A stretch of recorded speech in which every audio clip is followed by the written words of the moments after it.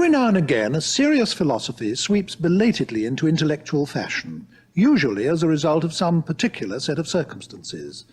Between the two world wars, this happened to Marxism, mainly as a result of the Russian Revolution. After the Second World War, it happened to existentialism, the fashion for which began on the continent of Europe, in response largely to the experience of Nazi occupation. When I talk of a philosophy being fashionable, I'm speaking of its catching on not only with a lot of academics, but with writers of all kinds, novelists, playwrights, poets, journalists, so that it begins to pervade the whole cultural atmosphere of the time. In post-war France, there seemed to be existentialist novels, films, plays, and even conversation on all sides.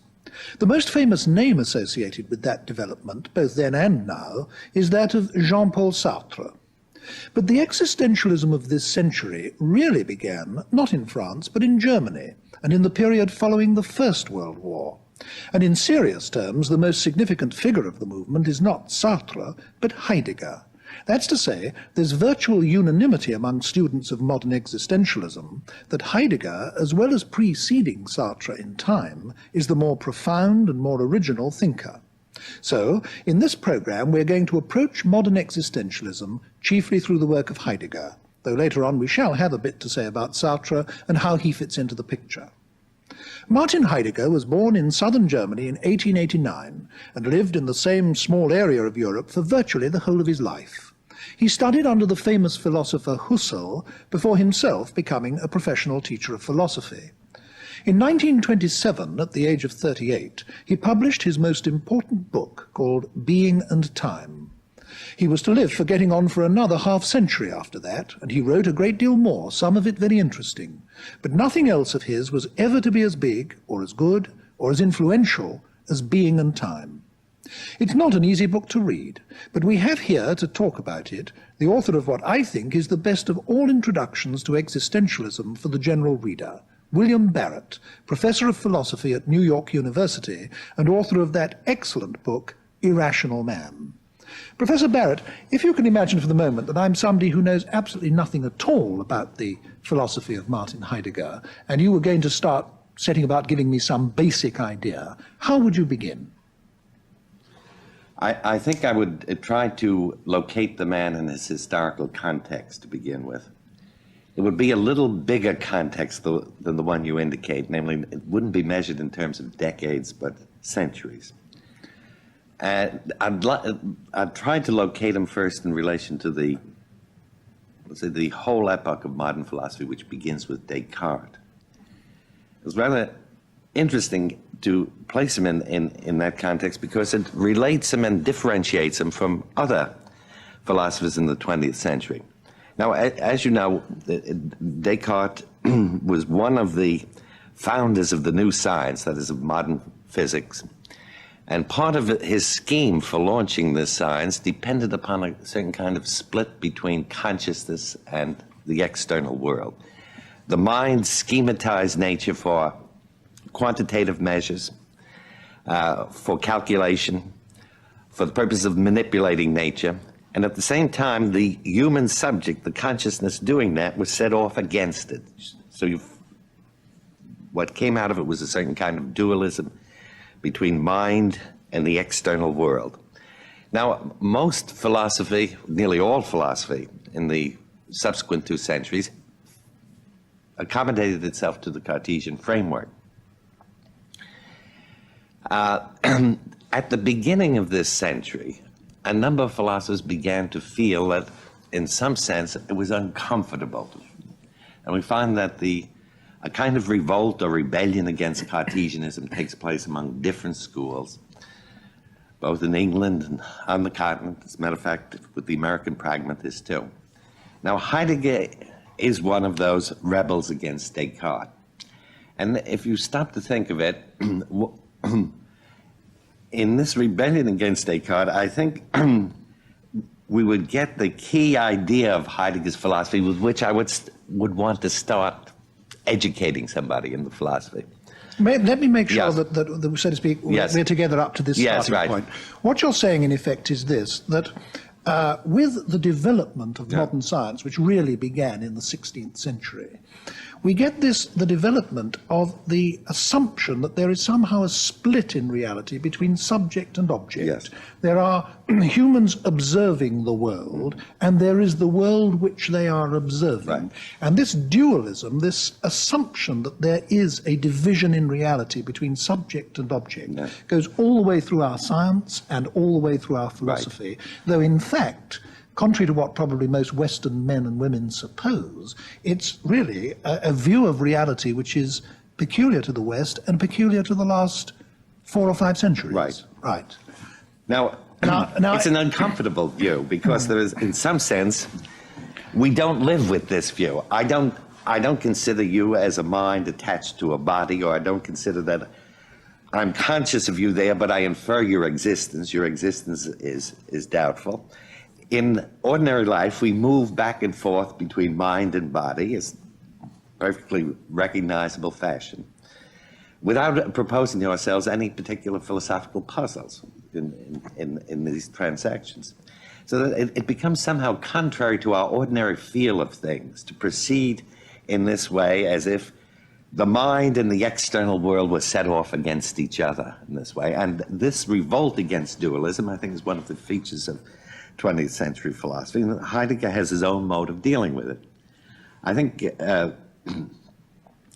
you and I are together in the same world. I mean, you're not a mind attached to a body, and I'm not a mind attached to a body. Primarily, we're two human beings within the same world. So you asked me, how would you start introducing someone to Heidegger's philosophy? I would say you start with this fundamental concept of being in the world, that we are beings in the world. Of course, now, the word being makes us recoil because it sounds very far-fetched and highfalutin. But in the primary cases, in this case, we have to understand it in the most mundane, factual, ordinary, everyday sense, the way in which average, ordinary, or extraordinary human beings are concretely in the world. That's where we start from. And that's where we begin to philosophize.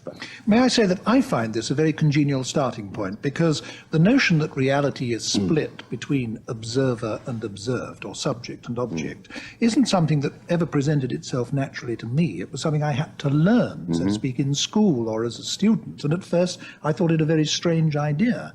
I think that the experience of the individual accords much more with what you are now saying. That is to say, we emerge from the unconsciousness of early babyhood, so to speak, to find ourselves as beings in a world, which is the phrase you just used. We just find ourselves here in this world, and the split, and that's where we start. Yes.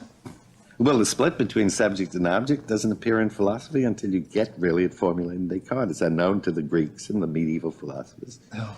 But no, having established the difference between Heidegger and the tradition, how does Heidegger then proceed? How does he proceed to formulate his problem? Well, you see, once you're planted in the world, we are beings of the world, then the task of philosophy becomes primarily one of description. The philosopher then aims to describe the various modes or ways in which we exist within this world.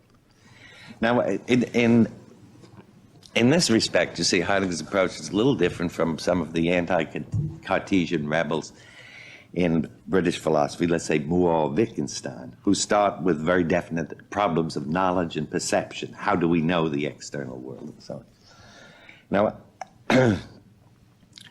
what I would like to say is that you see that in this respect, when you propose an epistemological question, you are already in the world to propose it. Your ticket of admission to the ordinary world is not contingent upon your solving that puzzle. When you say epistemological, you mean anything to do with the theory of knowledge? Knowledge, or of belief, problem perception, of knowledge. Yes. and so on. Yes. So that knowledge is simply one other mode of our being in the world. And the various modes in which we are in the world. I mean, some of them are much more urgent and less theoretical than knowledge. We're in the world in various fashions. We're anxiety-ridden sometimes. We're worried. Does the we're name concerned. existentialism imply that the existentialist philosophers see existence as a problem? It's a problem since we have to cope with it, but it's the given in any case. I mean, it's not inferred, but the problem is then to characterize it descriptively. I think it's quite important to emphasize, apropos of Heidegger, that his aim is descriptive. He is not a speculative metaphysician. He's not erecting any abstract speculative theory about what ultimate reality is. If his ideas stand or fall, they stand or fall in terms of whether they adequately describe, you see, our actual experience. Would you agree with this formulation, that throughout the history of Western philosophy, the central problem, really, of our whole philosophical tradition has been the problem of knowledge. What is it to know? What do we know? How do we know that we know? Yeah. How can we be sure, etc.? That is the key problem all the way through. But Heidegger isn't concerned with that problem centrally. He's concerned with the problem of what it is to be, Right. what it is to exist. How is it that anything exists at all? What is this existence that we find ourselves in?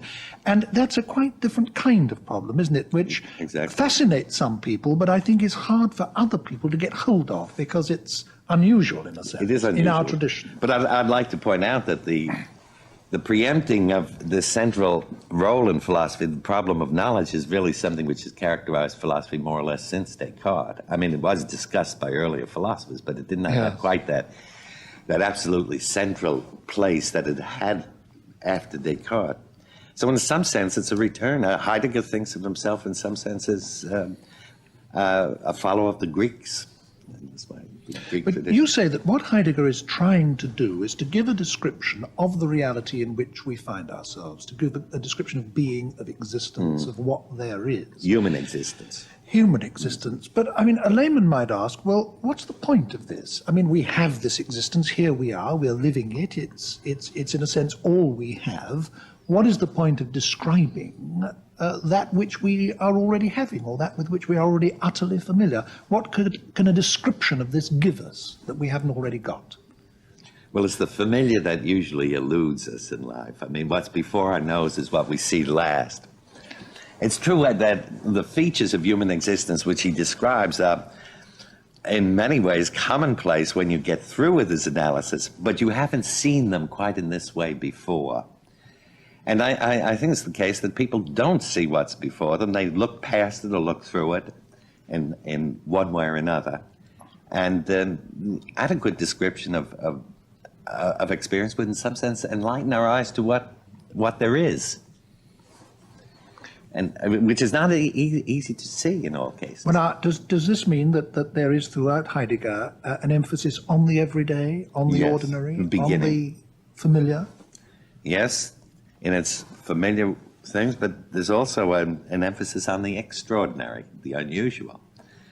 You see, if I compare Heidegger in this respect with another philosopher of the everyday, using that term in general sense, let's say the later Wittgenstein, the comparison is rather interesting in one respect, because Wittgenstein envisages the task of philosophy to be unraveling the snarls of our ordinary language, so that then we can continue functioning on the same plane, let's say that sort of level plane of efficient communication within the world. Now, in this sense, we almost envisage with Wittgenstein the possibility, if we unraveled all the snarls in language, philosophy would disappear, or the problems or questions which set us into philosophy would disappear. But now, you see, in Heidegger's case, we move along that plane of ordinary reality, and there's suddenly extraordinary gaps, abrupt kinds of experiences which are very extraordinary. Well, now, I think we are getting Heidegger in our sight, so to Yes. speak, but I think people watching this discussion will be beginning to ask themselves, well, yes, but what does he actually say? What does he talk about? What are his doctrines? Now, what are some of the central themes with which he's concerned? And let's start going into what he has to say Right. about them. Well, for example, the one characteristic of human existence, and we've talked a little bit about, you and I, this notion of what he calls the thrownness of human existence. The word in German looks very imposing, Geworfenheit, literally thrownness, but it's a rather simple notion. We're thrown into the world. And this is a case of where what is most ordinary and banal is nevertheless a quite extraordinary fact about our individual human destiny. Well, do we simply find ourselves here without, as it were, a by your leave or anyone having asked us? We didn't pick our parents. Yes. We are born of those parents. We are born at this particular time. We are born with whatever genetic structures given to us. Mm-hmm. And this is the load we take upon us in order to fashion a life. In this sense, we are thrown or projected into a world. So that human life starts at the very beginning as a cast of the dice. Its contingency is rooted in the very fact of the inescapable facts of your individual birth and parentage, your individual time and history. We're born in the 20th century and not in some other. And what does particular Heidegger century. have to say about that? Well, we begin our existence as a task in this sense, as something we take upon ourselves, because, you see, existence is not a neutral fact when you're concerned with human existence. Existence is ongoing. It has to be. We are always involved, thus, in the task of, as it were, creating ourselves, always from this contingent, moving factual into basis. an open future all the time. Right. Yes. The future is the predominant tense in Heidegger. Because What he sees man as essentially a, so to speak, an ongoing creature. Yes. And as a matter of fact, his account of we construct the notion of clock time. We make watches and other chronometers because we're planning to use our time. So we're projecting ourselves into the future, and on that basis, we can calculate time. So the dimension of time that is most compelling for him is the future, in the sense that the present has meaning only insofar as it opens toward a possible future. You were saying just now that Heidegger, in his attempts to give an illuminating description of our actual everyday experience of life, is aware, you said, of the sudden holes in it. Yes. Well, what were you thinking? I mean, were you thinking of death? Death, what were you yes, thinking would be of? one case. Yeah, what would be others? Well, now, death, anxiety, he gives an analysis of conscience. But if we stop for a moment on death, I think that's because you asked me, how does this description give us something which we don't already know? It's rather interesting that the description of death he gives is something which rather turns over our usual notions, because our usual notions try very much to escape from the fact of death. Now, this is something very peculiar about death. We usually think of death as a fact in the world. We read about people dying, we read obituaries and so on. It happens to other people. To be sure, it'll happen to me, but not yet. So it's something out there in the world, as yet external to me. But the peculiar thing is, if I start to think of it as my death, now, my death will never be a fact in the world for me. I will never read my obituary, which is, I think, a very significant little fact. So it can never be a public event in the world for me. Well, as Wittgenstein says, death is not an experience in life because we don't live to experience death. It's not something we live through, and therefore not an experience we have. Yes, it's not in essence. My death is as essentially mine is something which cannot be an event in the world for me, but it's a compelling possibility for me now. I mean, the meaning of death is that it is a present possibility. I may not be at any time. The meaning of death is that it's the possibility of not being, or it's, as he puts it, it's the possibility which cancels all my possibilities. Now, in this sense, it's the most extreme of possibilities, but his point is, once you realize that this particular possibility inhabits your existence, it's sort of the warp and woof of it in some way, that you can either collapse and scurry away from it in fear, or you can face up to it, and then you ask yourself the question, there is that possibility. In the face of that possibility, what meaning does my life have?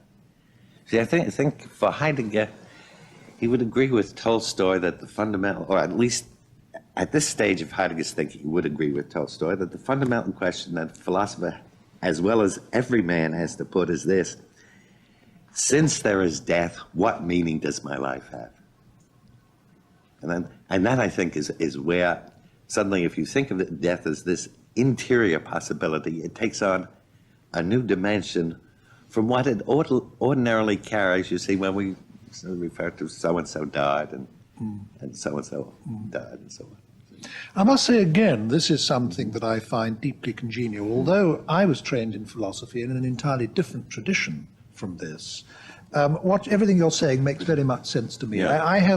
I've very strongly this feeling, and I suppose large numbers of people must have it, that our everyday life is at one and the same time sort of banal and over-familiar and platitudinous, and yet at the same time mysterious and extraordinary. I have that double feeling about life.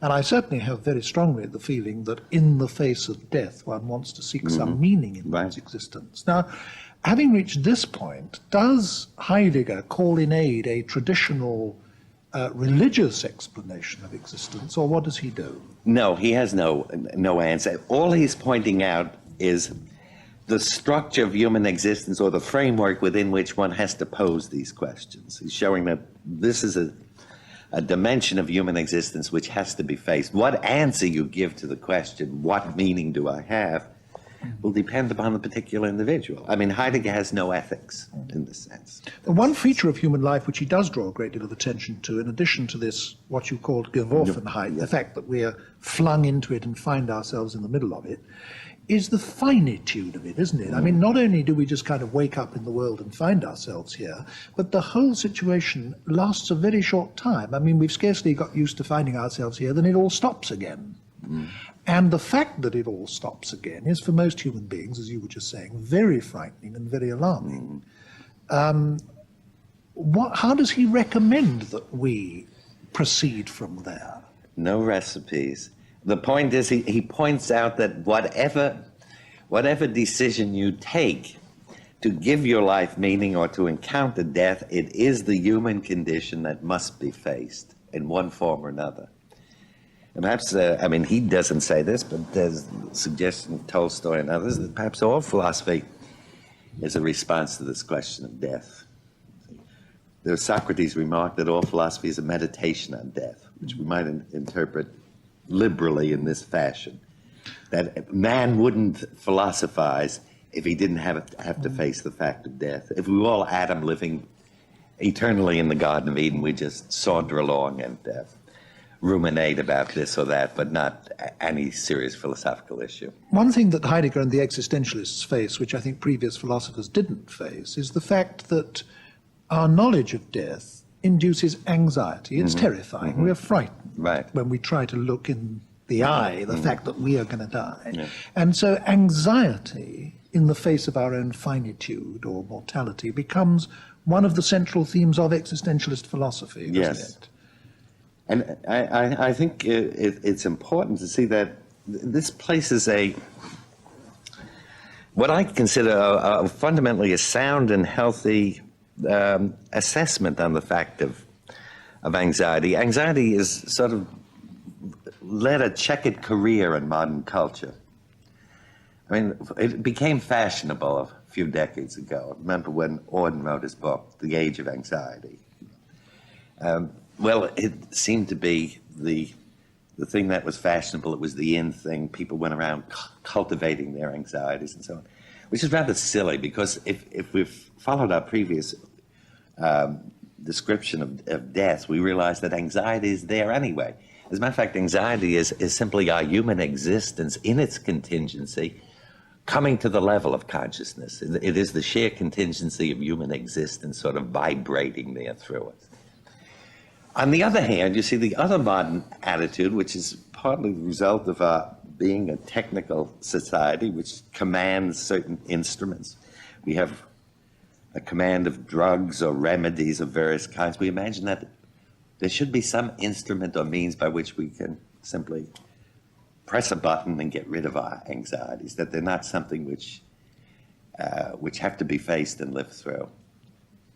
And I think either extreme is rather unfortunate. It is simply part of the condition of being human.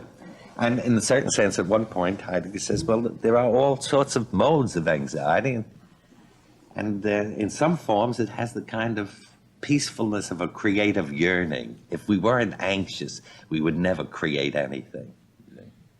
But man's attempt to evade, to, so to speak, run away from his own anxiety, to evade the reality of his own mortality, leads, doesn't it, to the next existentialist theme, namely alienation, that we avert our eyes from the stark reality of our own existence, and in a sense, cease to participate in the realities of our own existence. Now, this is something that existentialist philosophers have a great deal to say about too, and another term like the term anxiety, which has become much misused by sort of fashionable and trendy writers. Yes. Would you agree with that? Yes, as a matter of fact, alienation is unfortunately one of the terms that's been tossed around so that if the word is used, people will say, oh, that boring subject, you see, because it's not. But it does happen, nevertheless, to be one of the deepest themes of modern culture.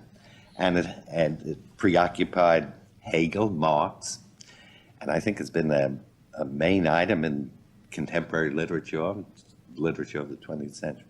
Now, Heidegger's point, you see, perfectly validated the mere fact that we have a civilization which has a great deal of means of information at its disposal, so people know what's in or what's out, what's going. So the word alienation is tossed around. And the mere fact that we make it into an empty banality, in a sense, promotes our alienation. It's one of the causes. I mean, one way of escaping anxiety is not to take it seriously, to make it frivolous or trendy or... Yes. Well, he's alienated, so what? Yeah. But see, alienation occurs for Heidegger on several levels. One is this level in which we may lose ourselves in the impersonal social self. A man buries himself in his persona, his social role, and so on. As a matter of fact, Sartre took that from him and developed it really like very the Wordsworth poem, the world is too much with us, late indeed. And soon, getting and spending, we lay waste our powers, etc. But you see, alienation is really quite a real problem. In this sense, I must say, I have a feeling very acutely for the moment. I'm putting this slightly humorously, but I think you will understand this. Here I descended from the skies into London, and I haven't quite found myself, and it seems rather strange. See, alienation You feel slightly detached from reality. And as I walk the streets, these are strange people in certain ways. Yeah. A couple of more days, and I probably feel at home. Yeah. Fundamentally, the word alienation, of course, means something someone who's we all strange feel like or that in stranger. strange cities, but some people feel like that in the world, don't they? Yes, permanently. they inhabit their own skins as strangers. Yeah, yeah. Now, I want to move on. We've been talking so far about the basic themes of being and time, and I think it will strike people listening to this discussion straight away that this is a book which deals with very fundamental themes which do exercise people at a very deep level. And even if there are no answers, I think the fact that it illuminates the questions, which it certainly does, or at least it certainly has for me, is in itself something of enormous value. But like so many other philosophers, having worked out a big philosophy young, he then moved on and in some sense away, didn't he, from his early concerns. For example, Being and Time is the first, or it's presented as being the first volume of what is to be a 2-volume work. But the second volume never came out. So all we ever have is this first half of a book. Why didn't he finish that initial program? And why did he then go on to do unexpected and unforeseen things? This is the subject of both discussion and speculation. It turns out from recent information I've had just a month or so ago in the United States that Heidegger has left the manuscript of the second part, which he himself... So it does exist and it will be published? I don't know. It'll be published as a kind of a Nachlass of something he's left behind, but I don't think it was publishable. I myself tend to think that I know what he was going to say in that, and he said it in his book on Kant and a few essays. But then there occurs this thing which is the Heideggerian scholars call the Kehre, the turn. He felt in some sense that in Being and Time, he had riveted his attention too exclusively on man, and that this philosophy was a a powerful form of humanism, but there was no systematic grasp of what the human being is rooted in. And of course, What, the world of nature, you mean, the material world. the cosmos. Yes, the cosmos. In a sense, yes. You see, in the sense, Heidegger, I would say, is a follower of Parmenides. You see, this Greek sage who had this electrifying idea, you see, the all is one. For the first time in human history, the notion of the totality of being as one thing, you see, to which we have to relate ourselves in our thinking.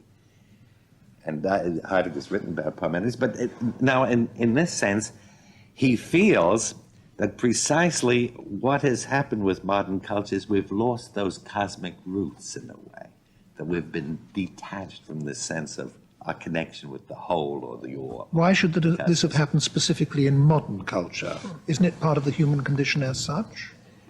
It is part in the sense that man is a being who flies away from truth even as he pursues it.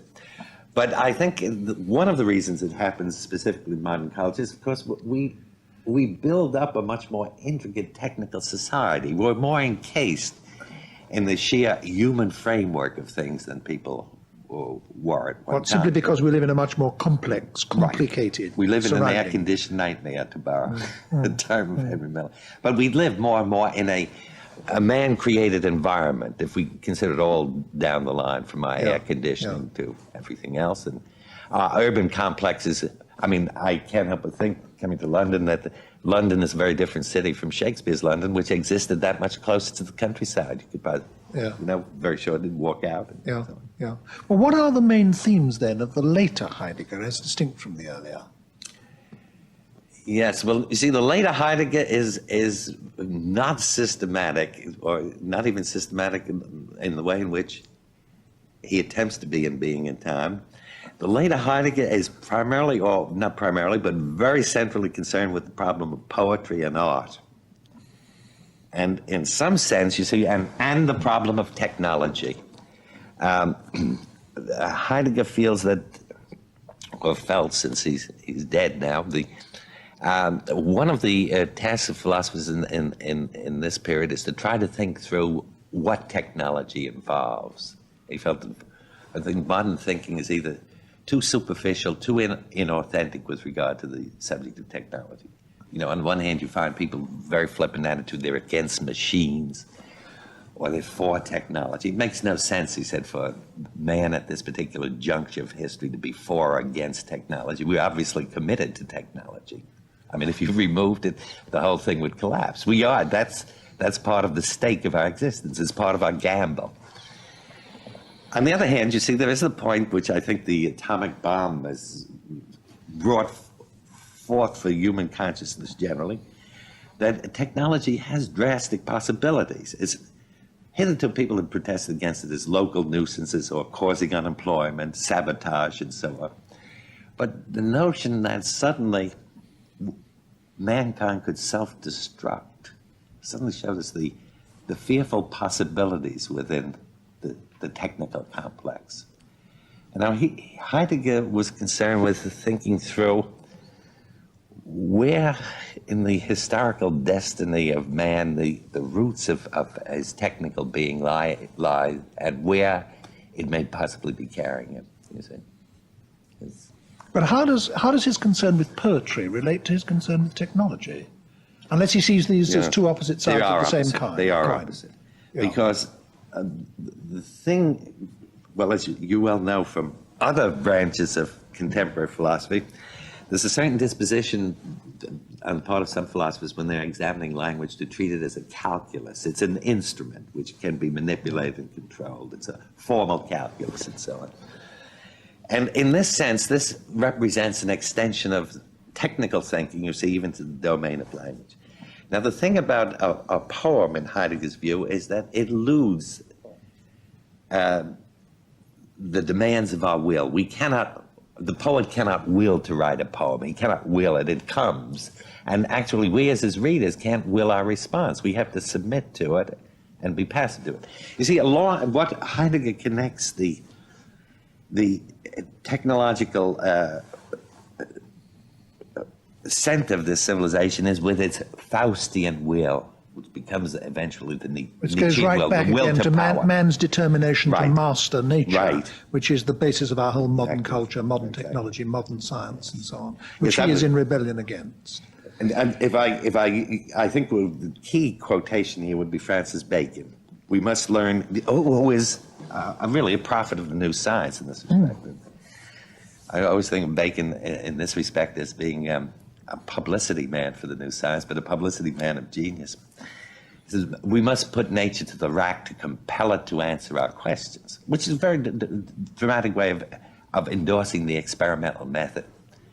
But now you stop to think, even if we put poor nature to the rack, poor tortured nature, we have to listen to her responses. We have, in some sense, to give ourselves a be receptive. There's a point at which our twisting, you see, has to submit to whatever is there to be. This really does Yes, so- represent a basic break with the tradition, doesn't it? Because even, as it were, revolutionary philosophies within the tradition, like Marxism, for example, take it for granted that the conquest of nature is man's business. It's what human life is all about and what social life is all about. I must say that, speaking just purely personally for a Yes. moment, that in all the preparation that this television series has involved me in, the preparation I've done for this discussion and this program has taught me most, because I've found in Heidegger, who I knew very little about before, all kinds of illuminating insights in these very fundamental themes we've been discussing. And that being so, this is leading me to the point I want to put to you. I can't help wondering why it is that other philosophers, including very able and prestigious ones like A.J. Ayer or Karl Popper or Rudolf Carnap, all sorts of people, pour scorn on Heidegger and the kind of philosophy that he's trying to do. They dismiss it, they've dismissed it in their published writings as nonsense, rubbish, garbage, it's all a lot of rhetoric, it's all a lot of words. It seems to me you've only got to read the stuff for 5 minutes to see that it isn't just all a lot of words. Now, why has it been so derisively dismissed by so many such able people? Well, I don't want to make an invidious remark about philosophy and the state of philosophy, but there is a certain kind of professional deformation. A man has a certain vision, and he carries with this sort of blinders to somebody else's vision.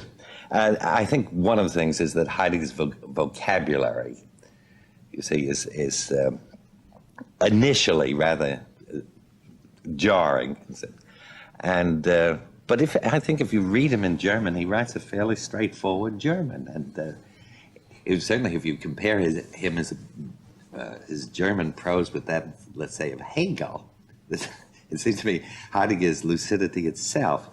But I think what we do find in philosophy is that there's a certain prejudice for certain chosen vocabularies. Now, you mentioned Carnap. I was a student of Carnap for several years, you say, and I got interested partly in Heidegger to find out what the fuss was. Could he be as bad as they said? What, you came to Heidegger through Carnap's attacks on Heidegger? Right.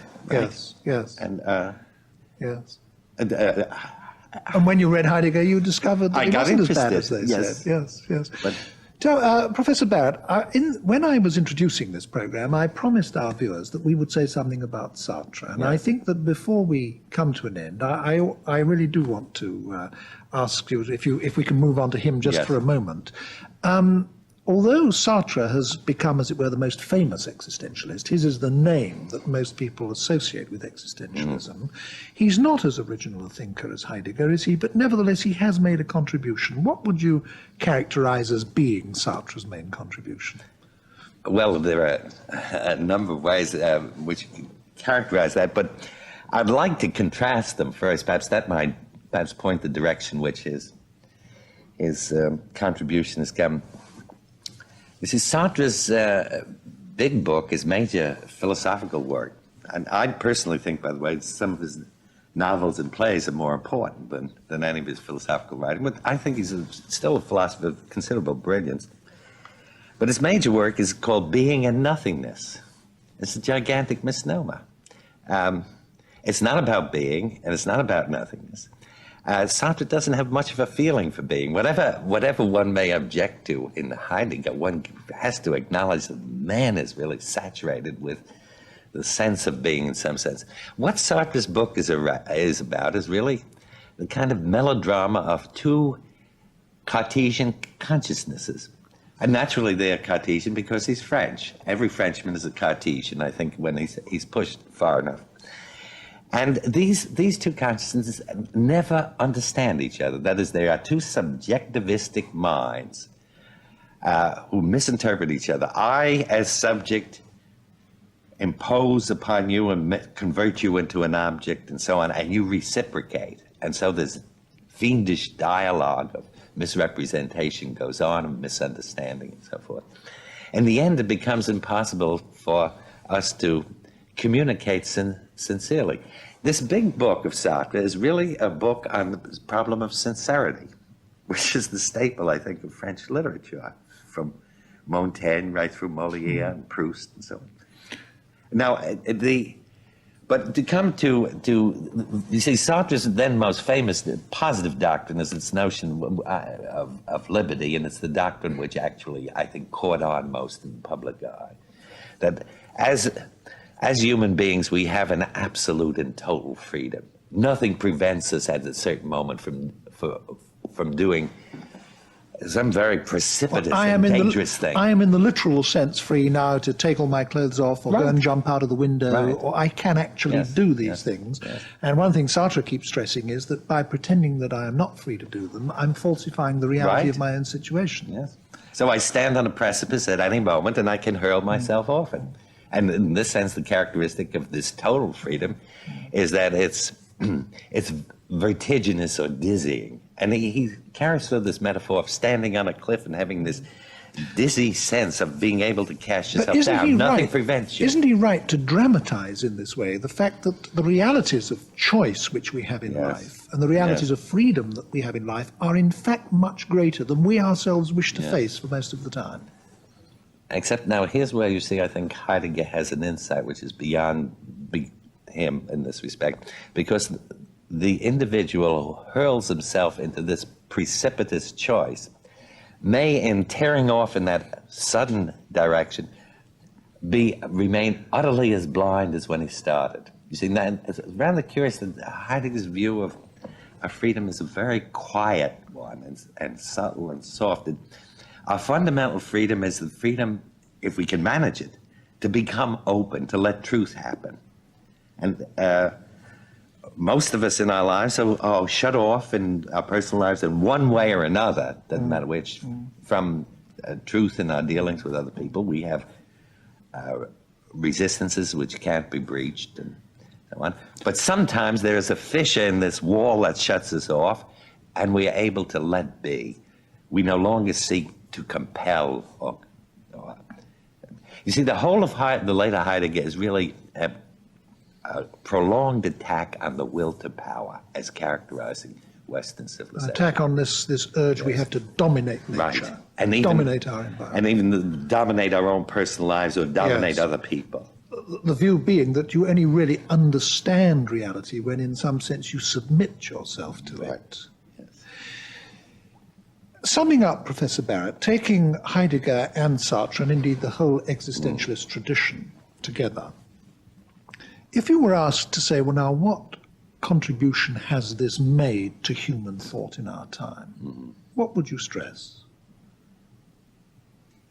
What have we got from it all? I'll stress an academic point first, and then the more important human point following. I think from the point of view of the history of thought or the history of philosophy, existentialism has brought forward a kind of re-evaluation of 19th century thought. For one thing, it has exhumed Kierkegaard, who was virtually unknown in English-speaking countries. It's established him as a major thinker. I don't know whether you'd call him a philosopher, but a thinker of considerable proportions and power in the 19th. One of the major figures of the century. As a matter of fact, Wittgenstein said of Kierkegaard he thought he was the greatest writer of the 19th century, which is rather interesting. Wittgenstein had discovered Kierkegaard quite early, before existentialism. to the end of the World War One. But the second point, I think, that's made people aware of the fact that modern society tends to depersonalize to a certain extent, that it gets larger and larger, more intricately organized and so on. And that the problem of the person, the individual as a unique being who cannot be completely assimilated into any framework, whether it's bureaucratic or conceptual or systematic, something of him is left out. I think this kind of emphasis is what it has brought forward, I think, most powerfully. Thank you very much, Professor Barrett.